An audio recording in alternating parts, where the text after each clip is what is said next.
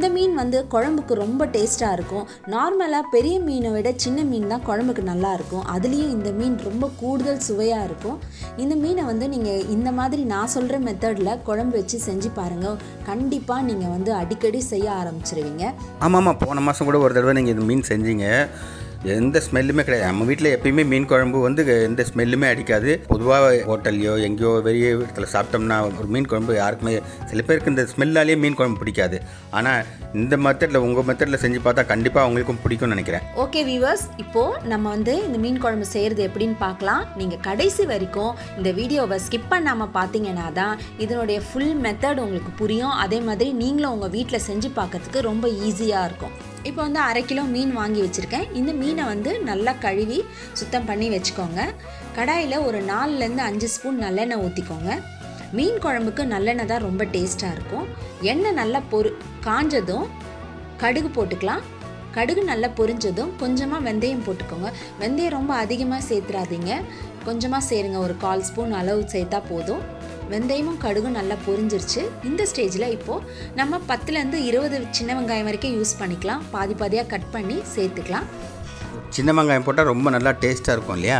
ஆமாம், கண்டிப்பாக. பெரிய வெங்காயத்தோட சின்ன வெங்காயம் ரொம்ப நல்லாயிருக்கும். ஒரு 10 பூண்டு பாதியாக நறுக்கி வச்சுருந்தேன். அதையும் ஒரு 2 கொத்து கருவேப்பிலையும் சேர்த்தாச்சு. சேர்த்து நல்லா வதக்கி விட்டுருங்க.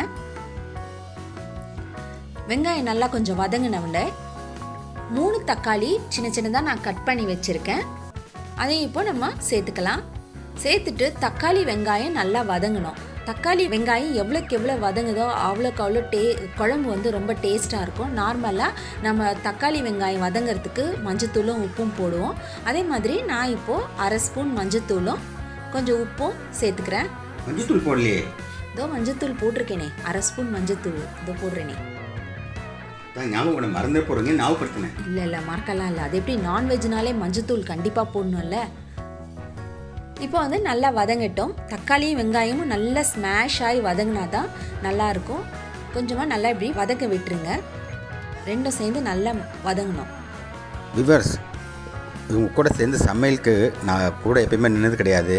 இப்போ சேனலுக்காக உங்களுக்கு நல்லா பண்ணுறாங்களா இல்லையான்றதுக்காகவே நான் பக்கத்தில் நின்று பார்த்துக்கிட்டு இருக்கேன்.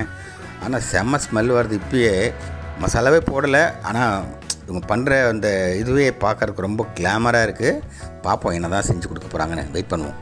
அதெல்லாம் நல்லா சூப்பராக செஞ்சு தருவேன். சாப்பிட்டு பார்த்து உங்களுடைய கமெண்ட்டை சொல்லலாம் நீங்கள் எனக்கு. இப்போது தக்காளியும் வெங்காயமும் நல்லா வதங்கிருச்சு. இப்போ மிளகாய்த்தூள் சேர்த்துக்கலாம். நான் குழம்பு மிளகாய்த்தூள் 3 ஸ்பூன் சேர்த்துருக்கேன். வெறும் மிளகாய்த்தூள் 1/2 ஸ்பூன் சேர்த்துருக்கேன். மிளகாய்த்தூள் வந்து இப்போ குழம்பு மிளகாய்த்தூள் யூஸ் பண்ணாதுங்க, வெறும் மிளகாய்த்தூள் யூஸ் பண்ணிக்கோங்க. அவங்க வந்து ஒரு 4 ஸ்பூன் மிளகாய்த்தூள் 2 ஸ்பூன் தனியாத்தூளும் யூஸ் பண்ணிக்கோங்க. மீன் குழம்புக்கு வந்து தனியாத்தூள் கொஞ்சம் கம்மியாகவே யூஸ் பண்ணிக்கலாம். ஏன்னா கொஞ்சம் காரமாக இருந்தால் தான் மீன் குழம்பு நல்லாயிருக்கும். இதெல்லாம் தான் உங்கள் டெக்னிக்கா மீன் குழம்புக்கு? ஆமாம், கண்டிப்பாக. மீன் குழம்புனாலே கொஞ்சம் காரமும் புளிப்பும் இருந்தேன்னா அந்த ஸ்மெல்லெல்லாம் நமக்கு எடுத்துகிட்டு குழம்பு நல்லா டேஸ்ட்டாக இருக்கும். நான் ஒரு பெரிய எலுமிச்சம்பழம் சைஸ் புளியை எடுத்து நல்லா இந்த மாதிரி கரைச்சி தண்ணி சேர்த்து வச்சுருந்தேன். அதையும் இப்போது இதோட சேர்த்துக்கிறேன். சேர்த்துட்டு நல்லா கலக்கி விட்டுக்கலாம். கலக்கி விட்டுட்டு நம்ம வந்து இப்போது 2 பச்சை மிளகா சேர்க்க போகிறோம். அதை வந்து நீங்கள் கீரி பாதியாக சேர்த்தாலும் சேர்த்துக்கலாம், இல்லை இந்த மாதிரி உடைச்சும் சேர்த்துக்கலாம். பச்சை மிளகா வந்து மீன் குழம்புக்கு அந்த பச்சை மிளகா டேஸ்ட் வந்து ரொம்ப நல்லாயிருக்கும். அந்த ஸ்மெல் வந்து ரொம்ப கூடுதல் சுவையை கொடுக்கும் நமக்கு. இந்த மீன் குழம்பு மண் சட்டியில் கூட நீங்கள் பண்ணியிருக்கலாமே, நல்லாயிருக்கும்ல மண் சட்டியில் பண்ணால்?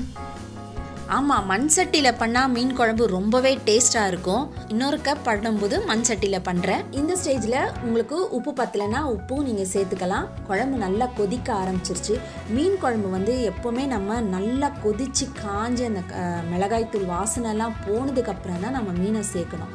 அப்போ தான் குழம்பு நல்லாயிருக்கும். வீவர்ஸ், கொதிக்க ஆரம்பிச்சோன்னா இங்கே ஸ்மெல்லு வந்துடுச்சு. ஆனால் மீன் இன்னும் போடல. மீன் போட்டோன்னே இன்னும் என்ன ஸ்மெல் வருமோ தெரில. எனக்கு இப்பயே பசி எடுக்க ஆரம்பிக்குது. அப்படியா? கொஞ்சம் வெயிட் பண்ணுங்கள். இன்னும் ஒரு 5 நிமிஷத்தில் மீன் குழம்பு சூப்பராக ரெடி ஆகிடும். இப்போது மீனை நம்ம சேர்த்துக்கலாம். குழம்பு நல்லா கொதிச்சிருச்சு. மிளகாய்த்தூள் வாசனை எல்லாம் போய் நல்லா காஞ்சிருச்சு குழம்பு. இப்போ மீனை சேர்த்துக்கலாம். மீனை வந்து அப்படியே புதக்குன்னு கொட்டிடாதீங்க. கொட்டிட்டிங்கன்னா எல்லாம் ஒரே சைடாக இருந்து மீனெல்லாம் பிஞ்சு போய் ஒரு மாதிரி ஆகிடும். அதனால் கொஞ்சம் பார்த்து தள்ளி இடைவெளி விட்டு போடுங்க. இப்போ வந்து நான் ஒரு 3 தேங்காய் பத்தை எடுத்து நல்லா பால் எடுத்து வச்சு அதையும் இதில் சேர்த்துட்டேன். டேஸ்ட் பிடிக்காதவங்க வந்து தேங்காய் பால் ஊற்ற வேண்டாம், இது ஆப்ஷனல் தான். தேங்காய் வந்து கேரளா சைடு நாகர்கோவில் சைடு தான் அதிகமாக சேர்ப்பாங்க இல்லையா? ஆமாம், கண்டிப்பாக. அங்கெல்லாம் தேங்காய் இல்லாமல் குழம்பே கிடையாது. இங்கே சென்னையில் வந்து தேங்காய் போட மாட்டாங்க. இப்போது 5 மினிட்ஸ் ஆயிடுச்சு. மீன் வந்து நல்லா வெந்துருச்சு. ஆக்சுவலி குழம்பு நல்லா கொதித்து மீனை போட்டோம்னா 5 நிமிஷம் தான், அதுக்கு மேலே ஆகவே ஆகாது. மீன் வந்து சீக்கிரமாக வெந்துடும். பாருங்கள், நல்லா வெந்துருச்சு. அவ்வளோதான். இப்போ வந்து நம்ம கொஞ்சமாக கொத்தமல்லி இலை தூவி குழம்பு இறக்கிட வேண்டியது தான். ஸ்டவ் ஆஃப் பண்ணிக்கலாம். பாருங்கள், கொத்தமல்லி இலை வந்து தூவினீங்கன்னா கொஞ்சம் நல்லா அது ஸ்மெல் நல்லா இருக்கும், நமக்கு சாப்பிடும்போது ரொம்ப டேஸ்ட்டாக இருக்கும். வியூவர்ஸ், இதுக்கு மேலே என்னால் வெயிட் பண்ண முடியாது. ரெடி ஆகிடுச்சு. நான் இப்போ சாப்பாடை போட்டு ரெடியாக இருக்கேன். குழம்பு ஊற்றி சாப்பிட வேண்டியதான். ஒரு காலத்தில் நான் வந்து மீன் குழம்பு எனக்கு பிடிக்காதுன்னு இருந்தவன். பட் இந்த கிச்சன் குயின் கல்யாணம் பண்ணதுக்கப்புறம் அவங்க செஞ்சு கொடுக்குற அந்த மீனை சாப்பிட்டதுக்கப்புறம், மீன் குழம்பு சாப்பிட்டதுக்கப்புறம் அவங்க அது என்ன சொல்கிறதுன்னு எனக்கு தெரியல. நீங்களும் இதே மெத்தடில் செஞ்சு பாருங்கள், உங்களுக்கு தெரியும். ஓகே, ரொம்ப நன்றி. உங்களுடைய காம்ப்ளிமெண்ட்ஸ் இது வரைக்கும் சொன்னதே இல்லை. இப்போ தான் வியூவர்ஸ் இவங்க சொல்கிறாங்க, இது வரைக்கும் என்கிட்ட சொன்னதே இல்லை. அதனால் ரொம்ப ரொம்ப ரொம்ப ரொம்ப தேங்க்ஸ். எனக்கு ரொம்ப சந்தோஷமாக இருக்குது. அவ்வளோதாங்க, நம்மளோட மீன் குழம்பு சூப்பராக ரெடி ஆகிடுச்சு. நீங்களும் இதை உங்கள் வீட்டில் செஞ்சு பாருங்கள். உங்களுடைய ஃபீட்பேக்கை என்னுடைய கமெண்ட் பாக்ஸில் போடுங்க. நம்மளுடைய சேனலை சப்ஸ்கிரைப் பண்ணாதவங்க சப்ஸ்கிரைப் பண்ணுங்கள். பக்கத்தில் இருக்க பெல் பட்டனை மறக்காமல் கிளிக் பண்ணுங்கள். என்னங்க, ரெசிபி பார்த்தீங்களா? பிடிச்சிருந்ததா? சூப்பராக இருந்துச்சா? உங்கள் எல்லாருக்கும் ஒரு சின்ன ரெக்வஸ்ட். அது என்னென்னா, என்னுடைய பேஜை லைக் பண்ணுங்கள், கமெண்ட் பண்ணுங்கள், ஷேர் பண்ணுங்கள். மீண்டும் உங்களை அடுத்த ரெசிபியில் சந்திக்கிறேன். Until then, bye.